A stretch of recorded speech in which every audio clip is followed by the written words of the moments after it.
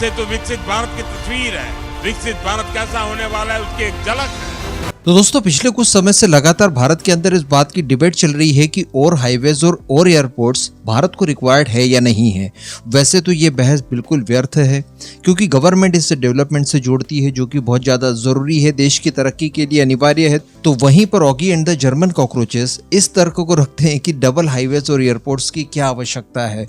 तो देखिए, इसी संबंध में एक बहुत ही अच्छी खबर निकल कर आ रही है। ये खबर भारत को और ज्यादा जगाकर तेजी से काम करने के लिए प्रेरित करती है, क्योंकि मैं आपको बता दूं, एक लिस्ट जारी हुई है, इसमें भारत, चाइना और अमेरिका जैसी महाशक्तियां घुटने टेकती हुई नजर आई है, जिन्होंने 0 नंबर हासिल किए हैं। देखिए, सबसे पहले तो अगर हम लोग रिसेंट पास्ट की बात करें तो भारत की 2 एयरलाइंस द्वारा वर्ल्ड रिकॉर्ड सेट किए गए। एक तो टाटा की एयर इंडिया द्वारा 470 विमान एक साथ खरीदे गए, जो कि वर्ल्ड रिकॉर्ड था।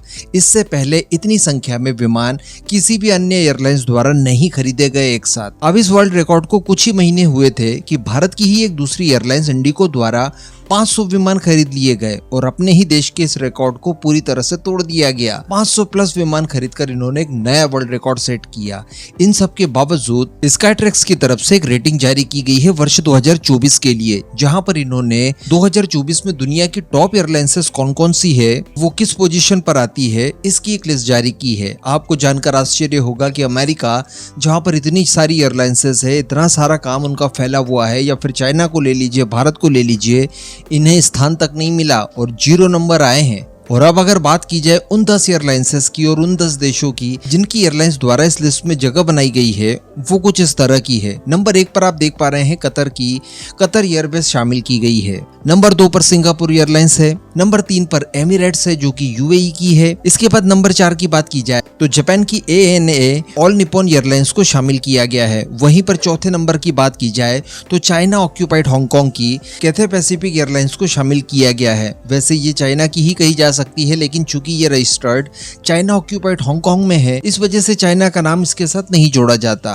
नंबर 6 पर फिर से जापान की ही एक एयरलाइंस जापान एयरलाइंस के नाम से जानी जाती है, जो कि उसे शामिल किया गया है। नंबर 7 पर टर्किश एयरलाइंस है, जो कि टर्की से बिलोंग करती है। नंबर 8 की बात की जाए तो ये एक ताइवानी एयरलाइंस है, जिसका नाम EVA एयर है।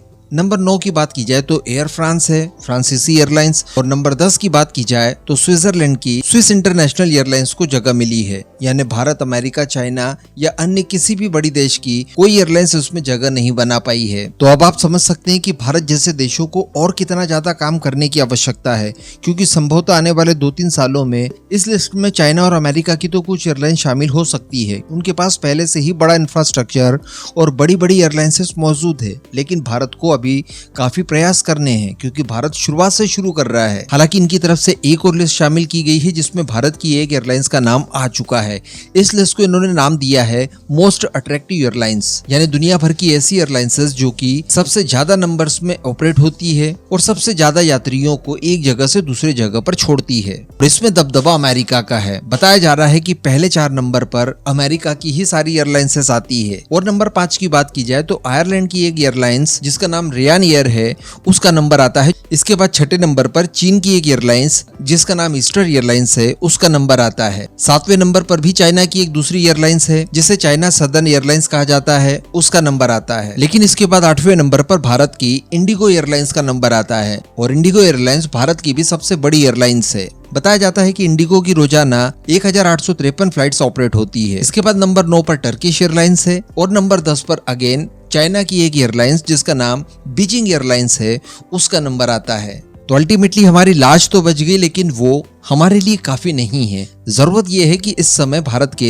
एविएशन सेक्टर में और मजबूती से काम किया जाए, क्योंकि एक बार फिर से मैं आपको इस फोटो को दिखाकर आपकी मेमोरीज को फिर से ग्रीन करना चाहूंगा कि ये जो फोटो आप इस समय देख रहे हैं, ये किसी बस स्टेशन या फिर रेलवे स्टेशन का नहीं है, बल्कि ये एक एयरपोर्ट का फोटो है। और इसे देखकर अनुमान लगाया जा सकता है कि भारत में कितने लोग इस समय एयरलाइन से सफर करना चाहते हैं। और जो मौजूदा परिस्थितियों में हमारे यहाँ इंफ्रास्ट्रक्चर है, जितनी फ्लाइट्स वगैरह है, वो पर्याप्त नहीं है। जैसे जैसे फ्लाइट्स बढ़ेगी वैसे वैसे ये रश भी कम होगा, और वैसे वैसे दाम भी कम होने के चांसेस कई गुना बढ़ जाते हैं, जिससे कि वो लोग जिनका ये मानना है कि शायद हम लोग फ्लाइट्स में ट्रेवल नहीं कर सकते, वो भी अल्टीमेटली एक दिन कर पाए। इस पूरे मुद्दे पर अब आपका क्या मानना है, नीचे कमेंट करके जरूर बताइएगा।